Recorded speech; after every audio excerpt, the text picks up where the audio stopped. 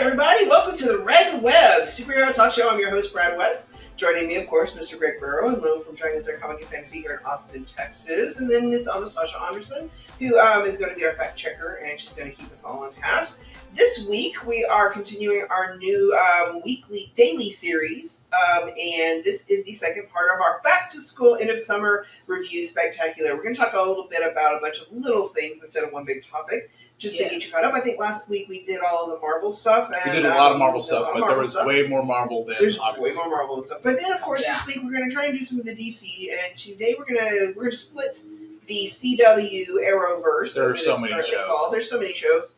Apparently, they're talking about changing the name from Arrowverse to something else. I forget. Because Arrow's no longer around. Yeah, because Arrow's no longer around. Oh, good. That makes more sense. Because I was like, there's a lot less Green Arrow going around. Yeah, there's no Green Arrow going around. And so some people call it the Berlanti-verse because Greg Berlanti is the main producer of the majority of the shows. But I think But that's not as sexy. That's not as sexy. He's leaving. He's leaving, yeah. I think he's gonna just executive produce now and not have a hand in it anymore. He's got other people because he's like all over the place. He's moving on to do some of the HBO Max shows, like the new Green Lantern and other stuff like that. I see that. That would exactly be what he would want to do because it's the more serious. It's the more serious stuff. So he's moving on and leaving some of the CW stuff to other people. Yes, they've already cast Guy Gardner. Guy Gardner and somebody else, and everybody's like, well, then where's Jon Stewart? I don't know. I honestly am hoping that they're going to just pull him out. I'm residually bitter because I kept track of the things you told me of the CW stuff enough that Diggle pops up in one of these shows, and I'm like, I know who that is. Yes. So you got me all excited. That was my segue. So even though he's not been cast in the HBO show. The past couple of weeks, John Diggle, David Ramsey from the original Arrow show, has been guest. He pops up everywhere. He's been guest directing and appearing in all 5 of the major shows. Yes. Which has been kind of nice. And they only just vaguely, if y'all had saw the ending of the Arrow series, it shows a mysterious meteorite falling into Diggle's yard, and it's got the green energy, and they kind of imply that he's going to be Jon Stewart. They actually even do go back and a couple of times along the series, confirm that he is the Arrowverse's version of Jon Stewart. He just didn't take his stepfather's name. So Diggle's is his mother's name, not his stepfather's name. But anyway, so he does show up, and they kind of talk about it, but we still don't get any real confirmation. That's very frustrating. Yeah. But he really did have a good job. And today we're going to be talking about the Supers. Supergirl is in her final season. And I think I've watched more of these than you guys have. So it seems like I'm dominating the conversation this time around. Of the 3, I have only watched Superman and Lois. Superman and Lois has been interesting. Supergirl is finishing up its final season. I'm not as happy with Supergirl. I have to say, on Supergirl, the longer it's gone on, the less I've liked it. Because at the very beginning, it was very hopeful. It was very useful, and it just keeps getting darker. And the same thing with the Flash. It wasn't so much dark. It wasn't so much dreary for Supergirl. The problem that my husband Bo and I had with it is that she goes from being, like you said, a more positive influence kind of character. Yeah. Whoever was writing it got confused, and in their brain, they took determined girl power and just made her a bully. She's just super aggressive. She's super aggressive, and she's pushy, and it's like everybody, and like she knows better than everybody, and she's like, going to do what she wants to, and everybody needs to listen, and it just gets to where she's very much a bully in it, and it's very frustrating to watch. I mean, especially that first season, she was very shy, and she was very she wanted to please people, and. You know, she was more thoughtful of other people. Yeah. and she's lost that along the way. Well, I think the CW shows in general, if you watch any of the superhero CW shows in general, the majority of them, it's not the main characters that make them interesting after the third or fourth season. Like, I mean, the reason I think that Legends of Tomorrow, and it's the one that we're not going to review because it's harder to put into a box, but it has the freedom to go out and get more different kinds of characters and stuff like that. And I think the reason that I kept interested in Supergirl is I like the character of Dreamer. I like their interpretation of Brainiac 5. I'm not too into the Martian Manhunter Miss Martian relationship because, like, for me in the comics, I like the uncle Martian better than like the boyfriend Martian. It doesn't work for me, but it is. And I really liked Melissa, especially at the very beginning. The actress who played Supergirl. Also, I really liked I forgot her name, but Cat Grant. Oh my gosh! I loved a lot of the dynamics that first season, and they just, especially once they moved over to the CW, they lost a lot of that. And a lot of it too had to do with location and production and stuff, but it did have some highlights into it. I'm looking forward to the final episode. I know they're going to be bringing a lot of people back. They're going to be bringing back Mon-El is going to be back, and Toyman, Winslow from the first few seasons, Winslow's going to be coming back. I don't see anything with Mikaad Brooks at all, which kind of makes me sad. I think that's one of my biggest complaints about Superman and Lois is that they did this amazing job of setting up Mikaad Brooks as James Olsen, and like at first I was like, I don't know how this is going to work. I didn't have any problems with him being black. It was the fact that he just seemed too old to be Jimmy Olsen to me. Yeah. Like, here he is, this, like, world-weary Jimmy Olsen. I'm like, aren't you now the same age as Superman? I've noticed they don't know what to do with Jimmy Olsen. For some reason, like, every depiction of Jimmy Olsen I've seen in the last, 10 years has been very confused. Yeah, and it gets even more confusing because, the current season, it's his sister who is taking his place after they wrote him off the show because he, went on to do the Mortal Kombat. He's Jax in Mortal Kombat.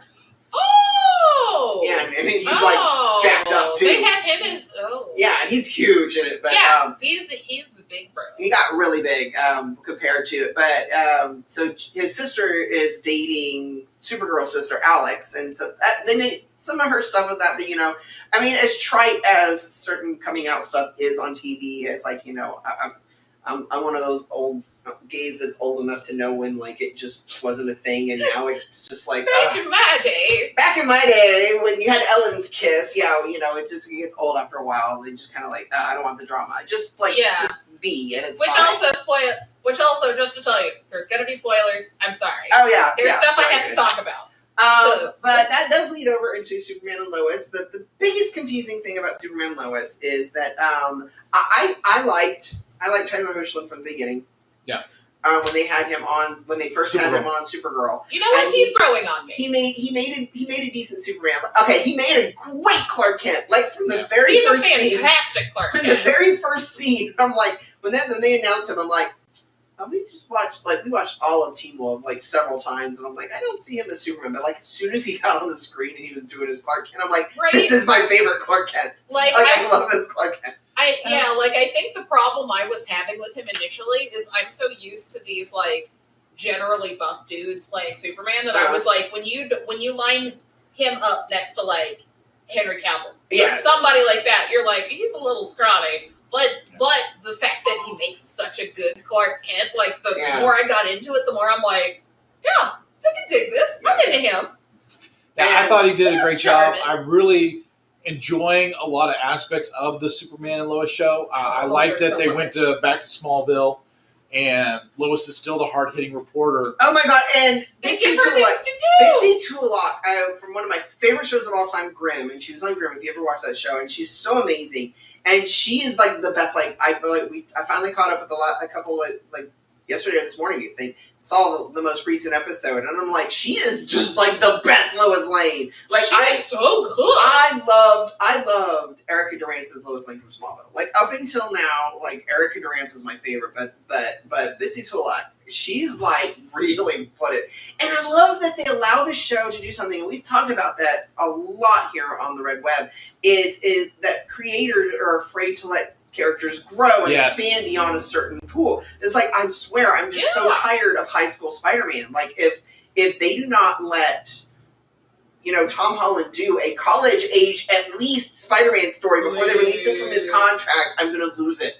Like, I want adult stories with Spider-Man because that's like what I grew up reading. Those are some of the best stories. And when you're missing out on amazing stories. The cartoons are crap. When they try to take these really cool storylines that happen that only really work because Spider-Man is an adult, and they make them, in high school, it's trash. I'm sorry. I'm not sorry. It's trash. It's trash sold for children. I'm tired of teenage Spider-Man. It's schlock, guys. It's just schlock.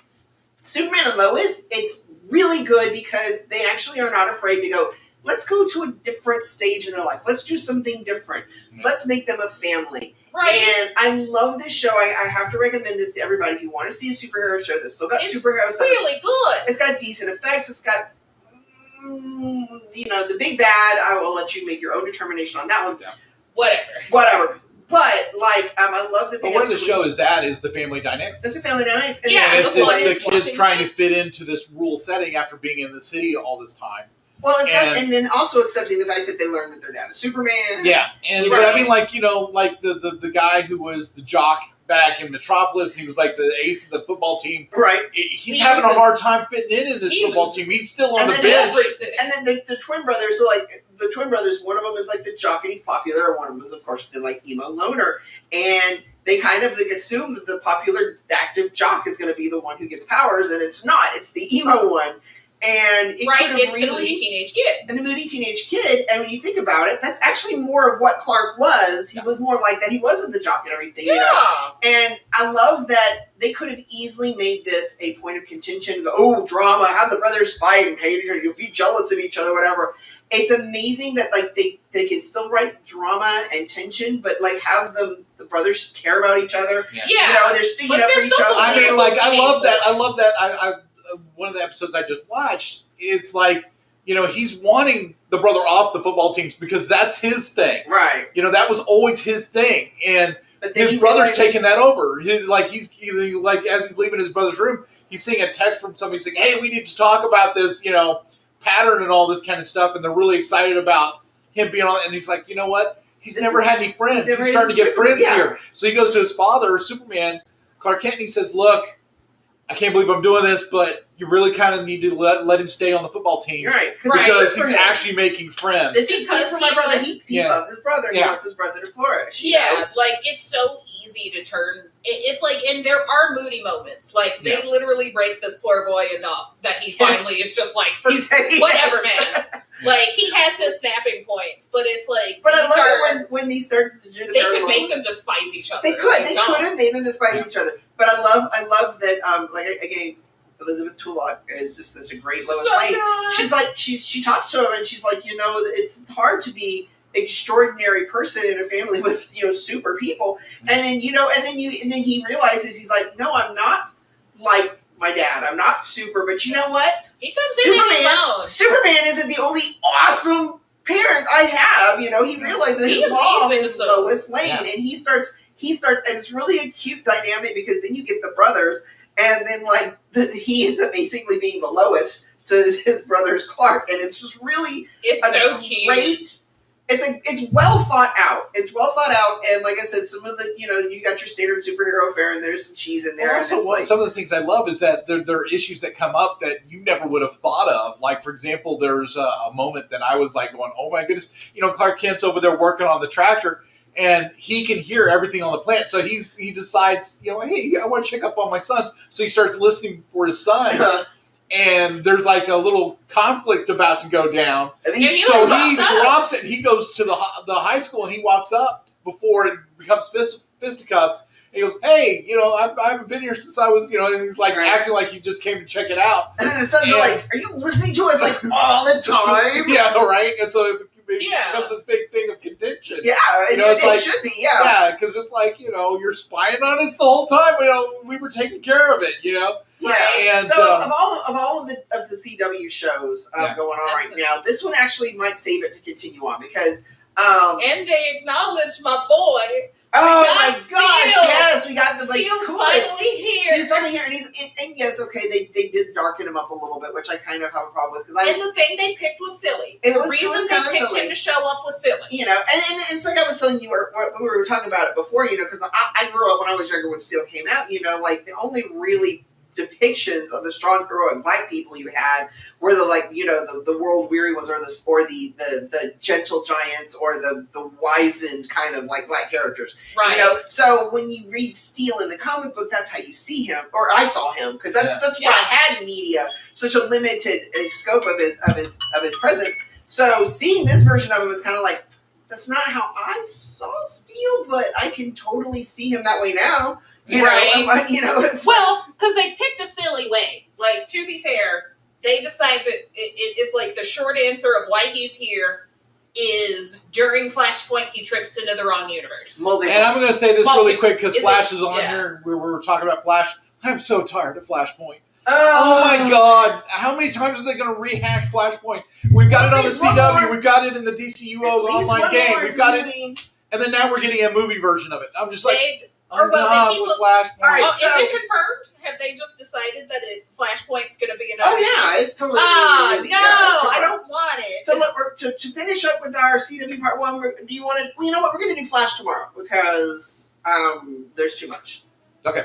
Well, So, you guys check us out tomorrow, and And have we'll fun. come back to you with Every- CW review part 2. Right, and remember to follow us on Facebook.